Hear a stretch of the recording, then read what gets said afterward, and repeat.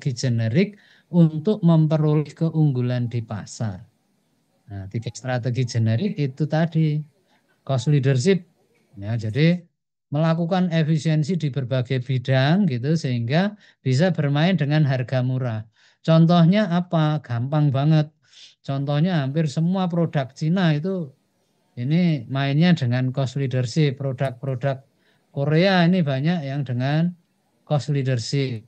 Nah, jadi dengan keunggulannya di bidang teknologi, ya negara-negara itu, negara-negara maju ya dalam tanda kutip, itu bisa melakukan efisiensi atau mempunyai keunggulan di dalam struktur biayanya, bekerja secara efisien sehingga bisa menjual dengan harga murah. Bukan berarti murah itu murahan, bukan berarti murah itu untuk kualitas yang jelek, bukan gitu ya, tetapi ya karena proses yang lebih baik, manajemen yang lebih baik, teknologi yang lebih baik gitu ya.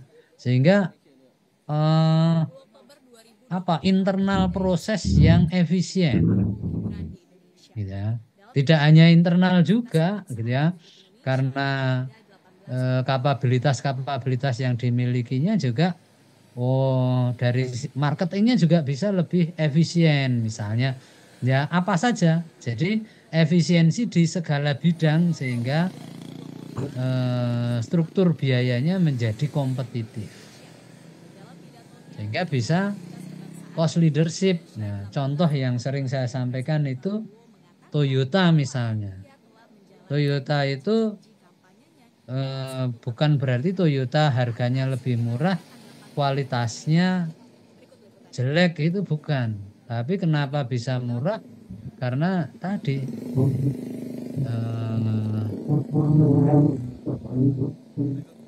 bisa sampai pada proses yang efisien karena didukung oleh sistem manufakturingnya yang sangat bagus gitu ya.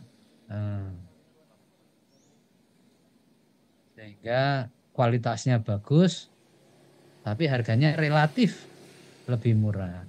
Nah, dan itu ditiru sebenarnya tidak hanya Toyota, mobil Jepang pada umumnya itu kan menang di efisien sehingga murah. Beda dengan di mobil Eropa misalnya. Mobil Eropa efisiennya agak dinomor duakan.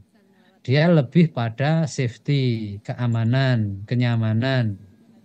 Ya, tetapi ya mobil Eropa lebih ke difference. Beda terutama dari diferensiasi membuat produk yang beda tetapi dari sisi keamanan dan kenyamanan terutama itu fitur. Tapi sekarang mobil Korea, mobil Cina itu fiturnya jauh lebih bagus dari mobil-mobil Eropa misalnya. Secara fitur ya, tetapi kalau keandalan durability-nya kalah. Toyota unggul di durability. Misalnya macam itu. Ini kan pilihan-pilihan strategi di level bisnis dalam rangka ya positioning strategi kita mau meraih keunggulan itu melalui apa? Oh saya kalau Cina itu kan hampir semua produknya bagaimana efisien dulu, murah dulu. Itu orang tetap berpikir ketika produk yang sama tapi yang satu lebih murah. Gitu. Lalu setelah itu pertimbangan-pertimbangan yang lain dan segmen paling besar sepertinya segmen pasar paling besar itu segmen pasar yang sensitif terhadap harga. Sehingga strategi murah itu menjadi efektif. Sehingga hampir semua negara itu kan kalang kabut menghadapi serbuan produk Cina termasuk Amerika, maka kemudian muncul yang namanya perang dagang itu gitu ya. Jadi Amerika cukup kalang kabut menghadapi serbuan produk Cina yang efisien. Meskipun sampai hari ini Cina belum bisa mengalahkan Amerika, belum gitu ya. Dalam beberapa hal dia memang unggul, tetapi totali itu Amerika masih unggul di atas Cina gitu ya. Ya, tetapi ya menjadi ancaman yang serius, ya kredibel kompetitor gitu ya, menjadi penyeimbang gitu ya. Yang kemudian apalagi membentuk blok baru yang kita kenal dengan BRIC. Ini juga wah serius bener nih, mau perangnya itu sungguhan gitu ya. Nah, jadi situasinya demikian.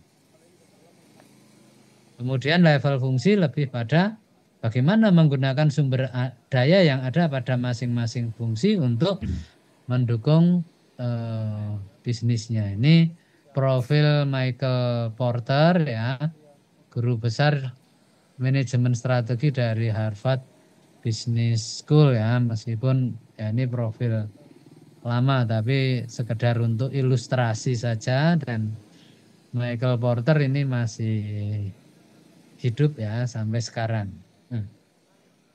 Bapak Ibu teman-teman, ketika kita belajar satu teori gitu ya, satu konsep yang tokohnya ada masih hidup, itu kalau di jurnal-jurnalnya itu kan ada alamat korespondensinya, itu bisa dihubungi loh. Saya dulu menulis keuangan, tokohnya salah satunya Fama, Egwene Fama itu waktu itu masih hidup, nggak tahu sekarang ya. Saya mengadopsi salah satu jurnalnya Fama itu, kemudian iseng saya kontak emailnya yang dicantumkan di jurnal, ya itu ya direspon, dibalas gitu ya. Oh saya minta instrumennya yang pernah digunakan, ya karena saya mau menggunakan instrumen yang sama. Itu kalau tokoh-tokoh gini malah mereka welcome dan biasanya mau memberikan, asal kita tertib ya. Ketika menggunakan itu ya citasinya kita cantumkan begitu ya. Nah, ini Michael Porter itu juga masih hidup sampai sekarang dan tulisan-tulisannya masih muncul ya di Harvard Business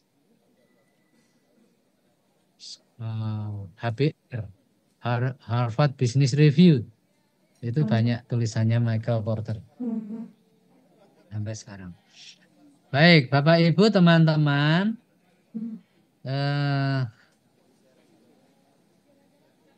penjelasan mengenai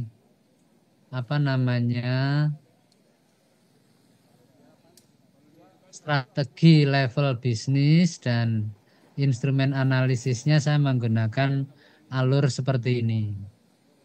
Gitu ya. Jadi analisis industri menggunakan Porter Five Force ya. Kemudian evolusi industri. Ya, nanti saya menggunakan contoh ini, contoh lama, menggunakan contoh di industri otomotif di Indonesia atau industri mobil di Indonesia, khususnya roda 4. Kemudian strategi grup analisis ini mencoba memetakan dalam industri itu, kalau dipetakan pengelompokan strateginya seperti apa. Para pelaku yang bermain di kelompok yang sama menggunakan strategi yang sama itu yang mana saja.